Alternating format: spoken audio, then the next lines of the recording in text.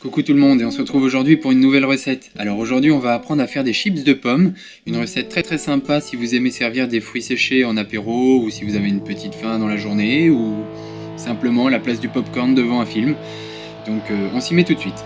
Donc pour faire vos chips de pommes vous aurez besoin de 2 pommes, 60 ml d'eau et 35 g de sucre.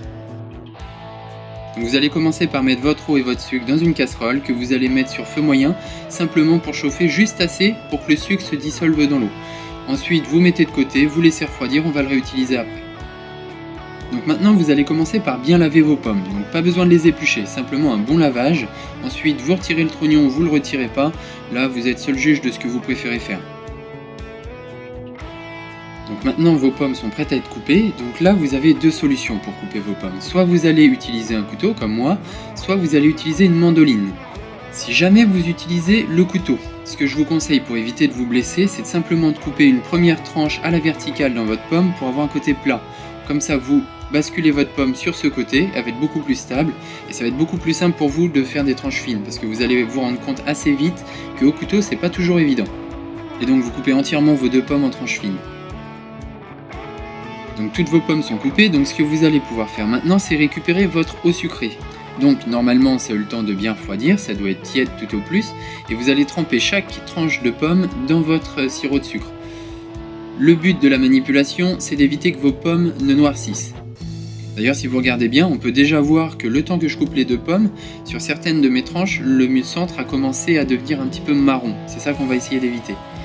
Donc vous trempez vos tranches de pommes dans le sirop de sucre et vous allez les déposer sur une feuille de papier cuisson, sur une plaque ou sur une grille, peu importe.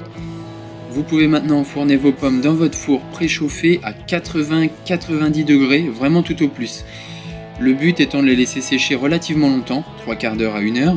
Et donc dernier conseil, n'enfournez pas plus d'une plaque à la fois, parce que si vous les superposez, la chaleur va moins bien circuler, surtout si vous n'avez pas la chaleur tournante, et vous allez avoir toutes les plaques du dessous qui vont pas du tout sécher. Donc faites une plaque par une plaque. Donc voilà, ça fait 3/4 d'heure que les pommes sont en train de cuire. Donc tous les quarts d'heure, je suis venu ouvrir le four pour évacuer l'humidité qui se dégage des pommes. Ça permet de les faire sécher plus vite. Si vous êtes courageux, vous pouvez aussi les retourner à peu près à mi-cuisson pour qu'elles sèchent bien des deux côtés pareil. Donc pour savoir si vos pommes sont bien séchées ou pas, vous allez simplement en récupérer une. Là. Et vous allez la poser, la laisser tranquille quelques minutes, 1 ou 2 minutes.